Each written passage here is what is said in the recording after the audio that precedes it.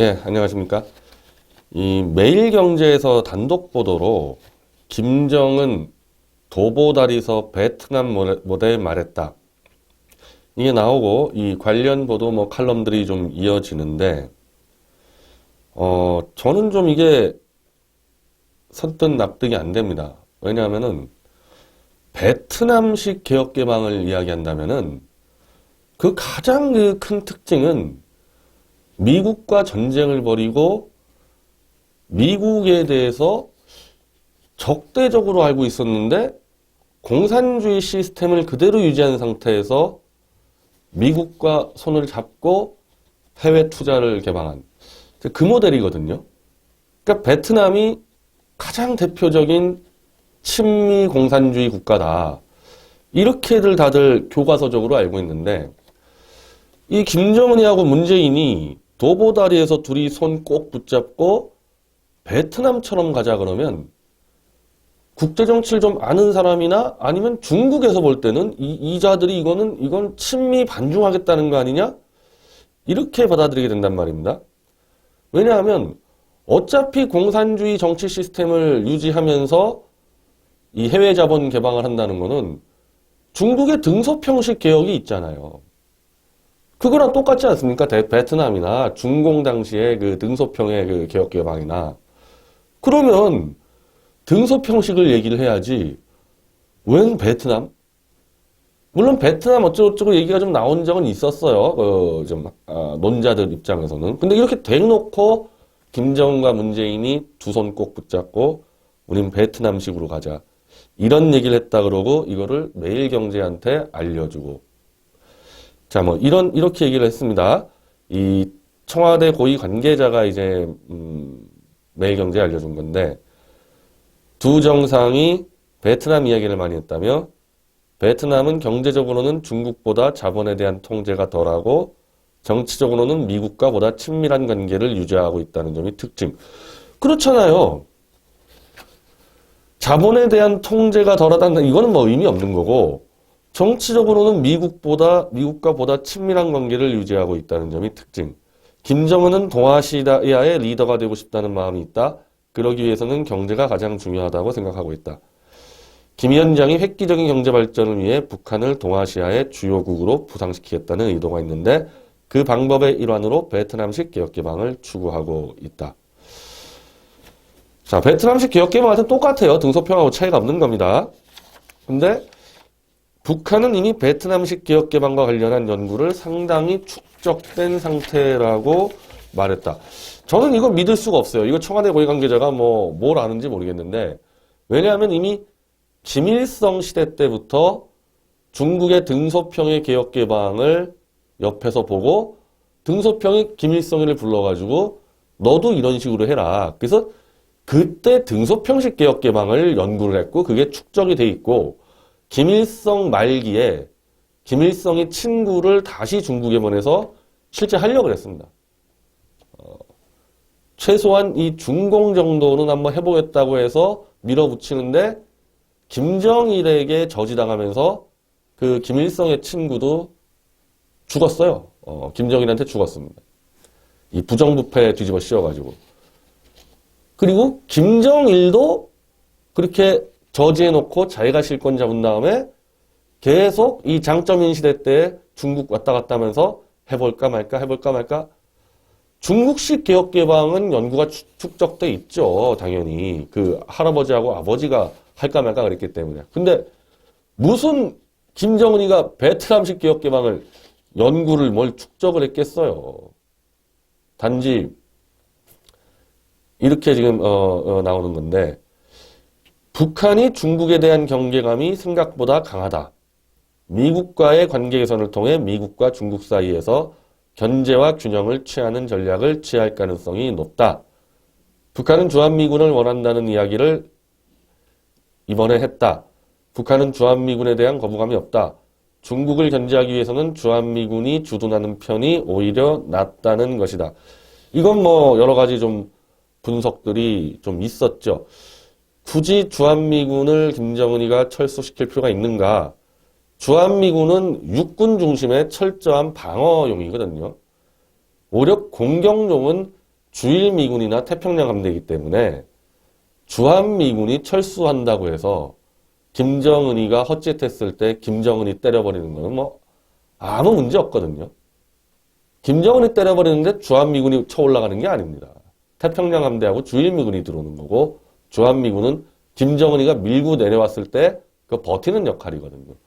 그러니까 주한미군 주둔이 김정은 체제에 위협되는 건 하나도 없어요.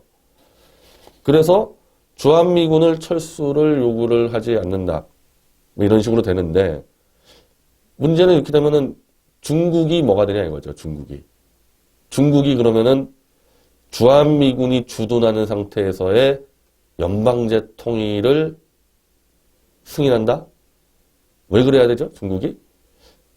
그래서 제가 일전에 소개해드린 시진핑은 왜 김정은을 죽이려 하나라는 책에서 이런 상황이 벌어지게 되면은 차라리 중국이 미국과 딜을 쳐서 김정은이를 제거해버릴 수가 있다. 그리고 그 제거하는 방식은 암살도 있지만은 실제로 중국의 육군이 밀어붙여서 평양을 점령할 수도 있다. 뭐 그것도 다 추측이고 뭐 예상이지만은 이건 중국이 좋아할 리가 없는 방안 아닙니까? 그리고 과연 그러면은 이 방식, 그러니까 김정은이가 친미 연방제 통일 국가로 한반도를 접수해서 이른바 개혁, 그러니까 무슨 고르바초프라든지 뭐 등소평 수준의 개혁을 해낼 수 있는 건가? 저는 이게 굉장히 어려울 거라고 보는 겁니다.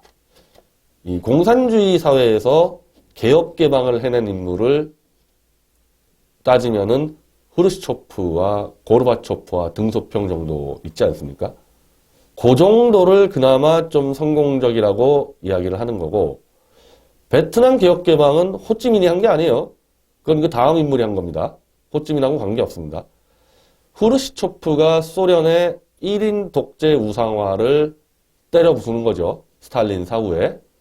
그때 말 많았는데 후르시초프가 어쨌든 1인 우상화는 이건 공산주의가 아니다라 그래서 스탈린 격화 운동을 하고 그때 실무 작업을 들어간 사람이 바로 고르바초프예요. 이른바 공산주의 개혁파 세력이죠. 그리고 또 소련에는 브레이즈네프라는 철권 통치자가 나타나가지고 이게 또 막혀 있다가 그 당시 레이건 대통령이 소련을 붕괴시킨다고 유가를 확 낮춰버려가지고 소련은 뭐 가스하고 석이 없으면은 뭐 경제가 무너지는 나라니까 도저히 소련 입장에서는 경제적 돌파구가 없으니까 개혁파인 고르바초프를 서기장에 올려서 브레이즈네프 시절의 인물들이 다 물러나고 이른바 신사고형 인물들이 들어와서 페레스트로이카와 글라디노스트를 한 거 아닙니까? 근데도 그 고르바초프도 결국 밀어붙이다가 원심력이 떨어지니까 이 소련의 중앙집권 체제를 완화시키니까 이 시장경제라는 게요. 기본적으로 일당 독재하고는 같이 갈 수 없는 성격입니다. 근데 지금 일당 독재하고 1인 독재도 엄청난 차이가 있는 거죠. 등소평이 한 게 1인 독재, 마오쩌둥의 1인 독재에서 일당 독재로 바꿨는데 공산당 유일체제는 맞지만은 공산당 내에서는 치열하게 경쟁을 하고 5년 연임 10년으로 임기를 제한해서 그런 정도로 정치체제를 완화시키면서 개혁개방을 가게 된 거 아닙니까? 그런 대로 지금까지 왔죠, 중국이. 그러다가 다시 이 시진핑이 마오쩌둥 시절에 1인 독재로 지금 회귀를 시킨 겁니다. 왜 시장경제가 1인 독재하고 안 맞냐면요. 1인 독재를 하려면요. 반체제 인사들이 있는 상태에서 그 세력을 완전히 무너뜨려야 되는데 시장경제가 되기 시작하면요. 외국 자본이 들어오면서 민간경제가 활성화되고 그 민간경제에서 자기가 생계를 유지하게 되면은 정부가 뭐 어떻게 할 수가 없잖아요. 만약에 전체가 국유화된 기업이다. 그러면은 김정은이든 누구든 내가 저놈 싫어 그냥 잘라버리면 되는 건데 민간기업, 특히 외국 자본이 들어와 있는 그 민간기업에서는 통제할 수가 없지 않습니까? 국가가. 그래서 시장 경제가 보급이 되는 순간에 1인 독재, 일당 독재가 흔들릴 수밖에 없는 부분이에요. 중국도 지금 엄청난 체제가 억압되어 있는 체제인데 북한에 비해서 억압의 정도가 덜한 것은 중국의 미약 하나마 시장 경제 요소가 좀 들어가 있는 거 아니겠어요? 북한은 시장 경제가 아예 없으니까 입도 뻥끈 못하는 거 아닙니까? 시장 경제 요소가 들어가려면은 독재 체제가 완화가 된다는 거죠. 그럼 김정은이는 일단 최소한 지금 이 베트남도 그렇고 중국도 그렇고 일당 독재지만 1인 독재는 아니란 말입니다. 공산당 내에서 이 경쟁을 하게 돼 있어요.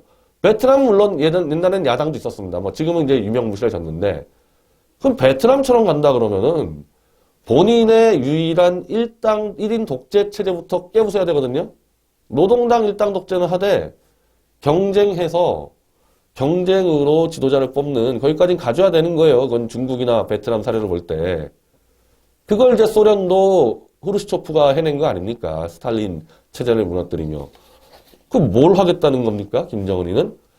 후르시초프든 고르바초프든 등소평이든 다 전임 스탈린과 마오쩌둥의 1인 독재와 맞서 싸우다가 그걸 해내든지 아니면은 이 등소평처럼 완전히 유배를 가가지고 고초를 겪든지 그런 정당성을 갖고 있었거든요.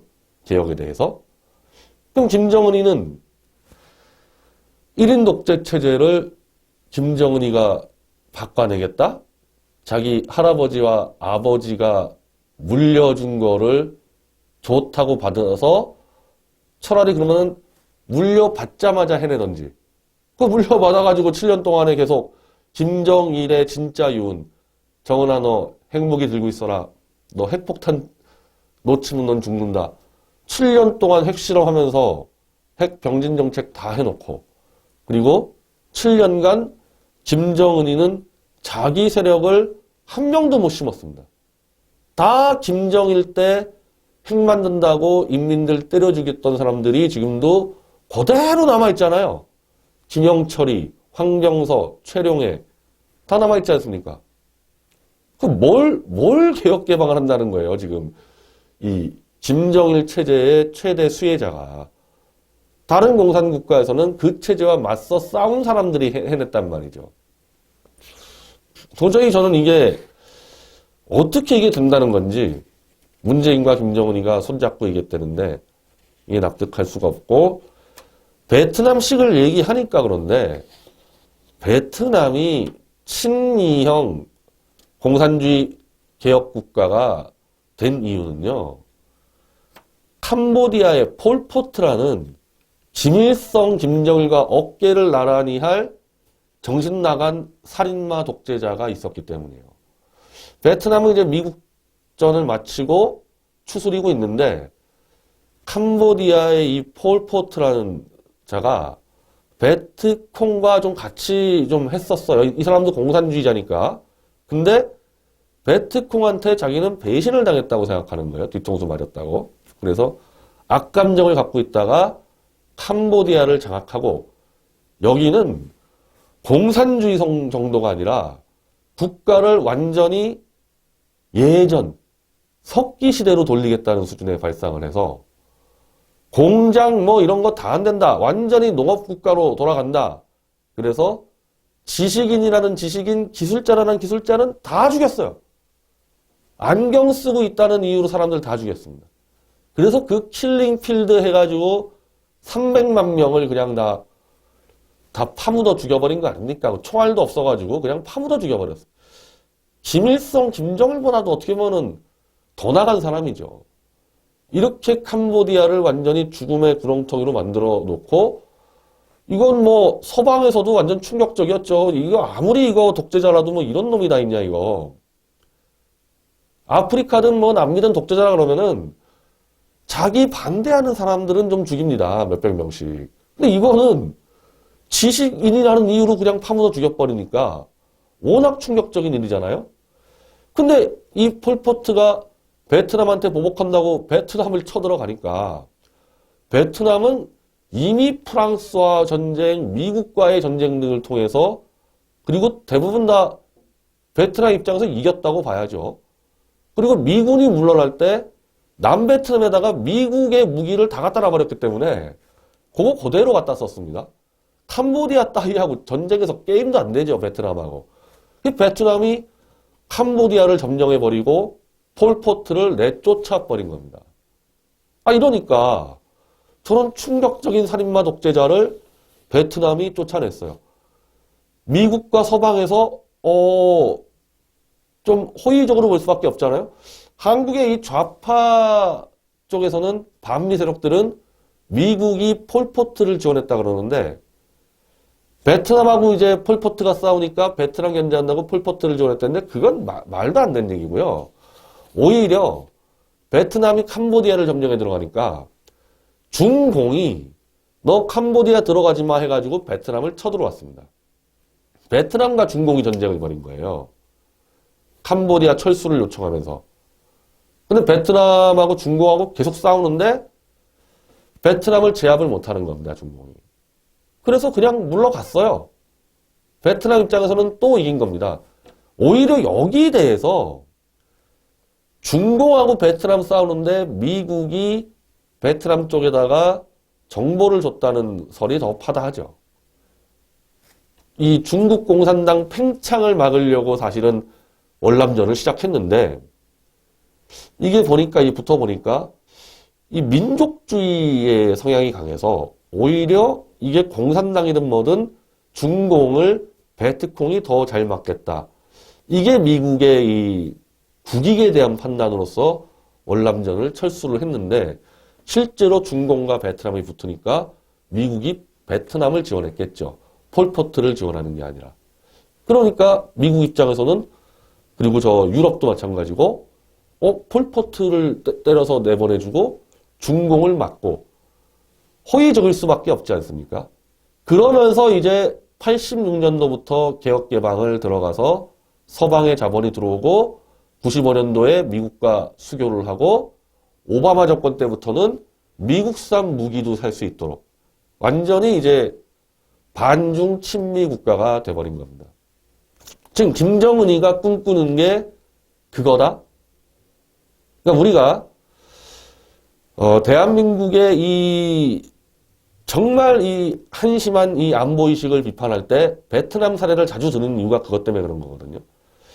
얘네들은 도대체가 70년 동안 미국의 도움을 받으면서 중국만 보면 사족을 못 쓰는 사대주의 세력들이 정권을 잡아버리고 뭘 하겠냐 얘네들 데리고. 차라리 저 일치단결된 김정은의 공산당 세력이 베트남처럼 중공에 맞서가지고 중국 팽창을 저지하고 중공 쪼개기를 더 잘할 수 있지 않을까? 그래서 북한과 미국의 야합설이 원래부터 있었던 거예요. 대한민국의 문제거든요. 대한민국 이 썩어 빠진 나라보다는 차라리 김정은이가 더 잘하겠다.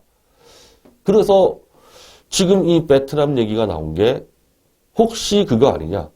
미국이 북한을 밀어주고 북한 주도로 연방제 통일을 하고 중공에 맞선다. 이론적으로는 가능한데 아까 말씀드린 대로 베트남은 폴포트를 쫓아내고 실제 중공하고 한판 붙어가지고 이긴 전력이 있습니다.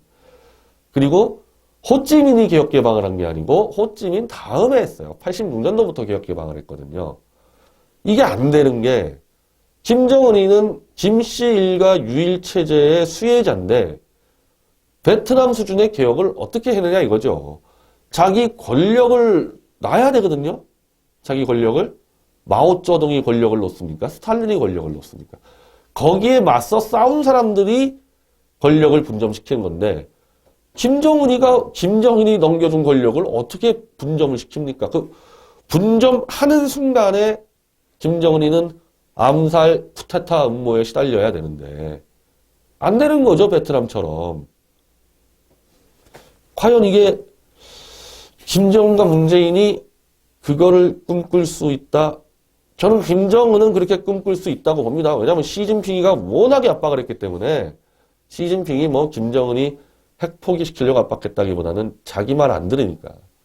중국 국경을 뭐 명절 앞두고 계속 미사일 갖다 쏴대가지고 중국 내 여론이 워낙 안 좋으니까 중국에서 들어간 기업들도 다 철수시키고 사실 트럼프가 시진핑한테 고맙다고 얘기하는 이유가 그냥 막말로 하는 거 아니에요. 그냥 반드시 립서비스가 아니고 김정은이를 압박을 했다는 거죠. 그런 상황에서 김정은이가 이제 미국과 손잡고 중국과 한판을 붙는다.